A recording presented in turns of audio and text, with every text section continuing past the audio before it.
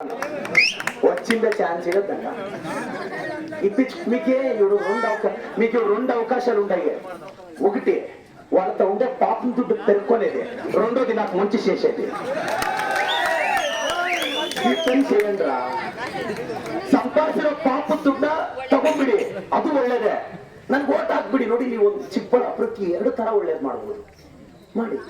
But ದಯವಿಟ್ಟು voter machine ಮುಂದೆ ಹೋದಾಗ ಮೊದಲನೇ ಸೀರಿಯಲ್ ನಂಬರ್ ಪಕ್ಕ ಪ್ರದೀಪ್ ಈಶ್ವರ್ ಅಂತ ಹಸ್ತದ ಪಕ್ಷ ಇರುತ್ತೆ. ಈ ಕೈಯಿಂದ ಕೈಗೆ ಹಾಕಿ ನಾನು ನಿಮ್ ಕೈ ಹಿಡಿತೀನಿ.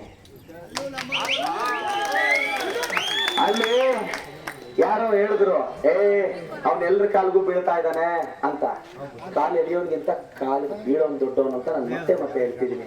ಸರ್, ನಾನು ಹೇಳ್ತೀನಿ, ಕೇಳಿಸ್ಕೊಳ್ಳಿ. ನನಗೆ ಅಧಿಕಾರದ ಆಸೆ ವ್ಯಾಮೋಹ ಇಲ್ಲ. ಗುರು, ಒಂದ್ಸಲ ಗೆಲ್ಸಿ, ನಿಮ್ ಮನೆ ಮಗನಾಗ ಸೇವೆ ಸಲ್ಲಿಸ್ತೀನಿ. ನಾನು ನನ್ನ ಪಕ್ಷದ ಸಂಘಟನೆಗೆ ಹೋಗ್ತೀನಿ.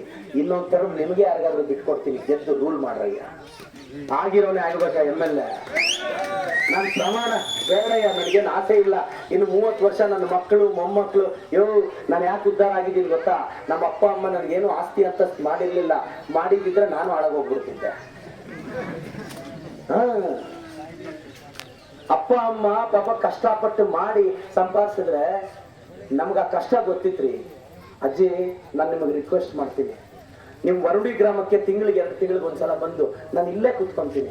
ನಿಮ್ ಮನೇಲಿ ಊಟ ತಿಂಡಿ ಮಾಡ್ತೀನಿ, 1-2 ಅವರ್ ನಿಮ್ ಜೊತೆ ಟೈಮ್ ಕಳಿತೀನಿ, ನಿಮ್ ಕಷ್ಟ ಕೇಳ್ತೀನಿ. ಪೆನ್ಷನ್ ಹೋಲ್ಡ್ ಆಗಿದ್ರೆ ರಿಲೀಸ್ ಮಾಡ್ತೀನಿ. ನಿಮ್ಮೂರಿನ ಹುಡುಗರಿಗೆ ಪೊಲೀಸ್ ಸ್ಟೇಷನ್ ಅಲ್ಲಿ ಸಮಸ್ಯೆ ಆದ್ರೆ ನಾನ್ ಕಾಪಾಡ್ಕೊಂತೀನಿ. ಕೆಲವರು ಬಡವ್ರು ಯಾರಾದ್ರೂ, ಕೆಲವರು ಹಿಂದೆ ಮುಂದೆ ಇಲ್ದವ್ರು ತೀರೋಗ್ತಾರೆ. ಅವ್ರ ಪಾಪ ಅವ್ರ ಶವಗಳನ್ನ ಎತ್ತಿ ಅನಾಥರ ತರ ಬಿಸಾಕ್ತಾರೆ. ಅಂತ ವ್ಯಕ್ತಿಗಳಿಗೆ ಹಂಗ ಆಗಕ್ ಬಿಡದೆ ನಾನು ಮಗನ್ ತರ ಇದ್ದು ಹೆಗಲ್ ಕೊಟ್ಟು ಗೌರವದಿಂದ ಕಳಿಸ್ಕೊಡ್ತೀನಿ. ನಾನು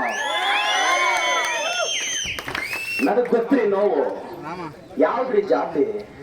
ನಿಮ್ಮೂರ್ ಸ್ಮಶಾನದಲ್ಲಿ ಎತ್ಕೊಂಡು ಹೋದಾಗ ಆ ಜಾತೋನ್ ಕಾಡ, ಈ ಜಾತೋನ್ ಗಿಡ, ಈ ಜಾತೋನ್ ಗಿಡ, ಶ್ರೀಮಂತನ ಕಾಡ, ಪ್ಯಾದೋನ್ ಗಿಡ ಅಂತಾರ. ಖಾಲಿ ಉಂಡೆ ತಾವ್ ಗುಂತೀಶ್ ಬಾರೇಶ್ ಎಲ್ಲೋಸ್ತಾರಯ್ಯ.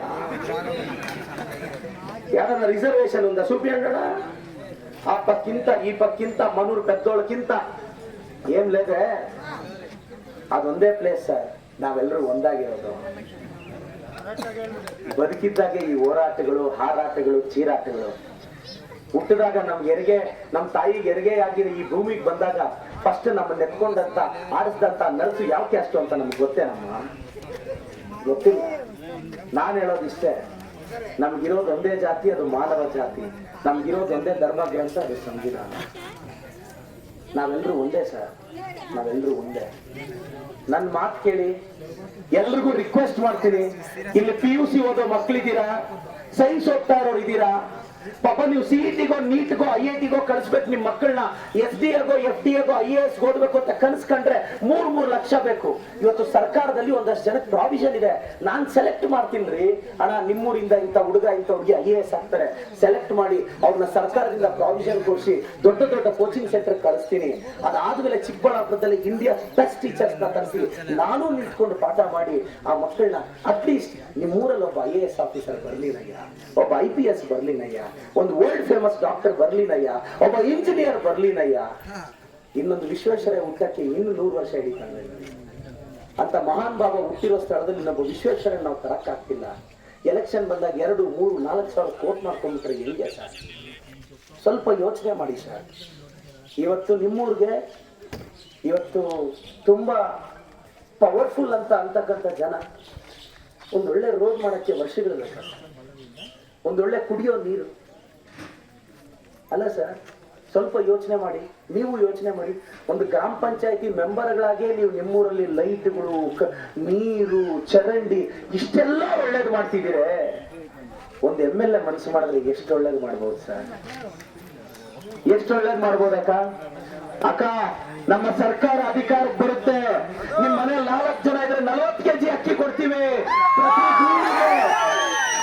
ಪ್ರತಿ ಗೃಹಿಣಿ ಅಕೌಂಟ್ಗೆ 2,000 ಹಾಕ್ತಿವಿ. 200 ಯೂನಿಟ್ ವಿದ್ಯುತ್ ಫ್ರೀ. ಡಿಗ್ರಿ ಆಗಿರೋ ನಿರುದ್ಯೋಗ ಯುವಕನಿಗೆ 3,000 ಹಾಕ್ತಿವಿ.